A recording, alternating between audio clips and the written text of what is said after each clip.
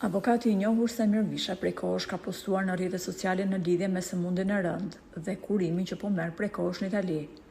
Edhe pse transformuar dukshëm në pamjen e jashtme, ai dha lajmin e mirë se fitoi betejën me sëmundjen e shekullit, por ka befasuar tejmase kur ka deklaruar se është divorcuar nga bashkëshortja me të cilën kishin plot 35 vite martesë. Ai shkroi: "Vetmia është gjëja më e rëndë që ndodh njeriut.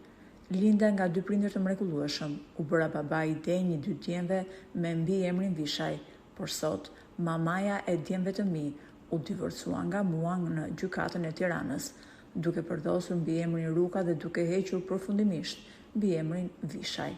Ja pra, kjo është vetmia. Kur të zë një sëmundje, gruaja ikën me vrap, duke të lënë në vetmi. Kur ishim mirë, nuk ishte vetmi në familjen tonë. Tashmë vetmia është ulur këmbkryq në shtëpinë time. Në rrjetet sociale kanë vërshuar një lumë komentesh duke gjykuar sjelljen e gruas së avokatit, duke u shprehur se një grua duhet të qëndrojë në krah të bashkëshortit në momente të mira dhe të vështira. Por kush është gruaja e avokatit Vishaj? Ajo është një emër tepër I njohur në korridoret e mjekësisë.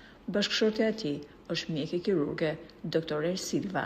Burime pra mjekes bëjnë me dije se ajo është shprehur që kurrësesi nuk është e vërtetë që divorci erdhi si pasojë e sëmundjes së Samirit. Ne kemi patur probleme prej kohësh dhe kjo nuk ka as pak të bëjë me sëmundjen e tij. Madje unë kam qëndruar në krah të tij çdo ditë që ai ka qenë I sëmur deri në momentin që ai e fitoi plotësisht atë betejë. Kjo është e vërteta ime. Mësoje të jesh shprehur, ish gruaja e avokatit.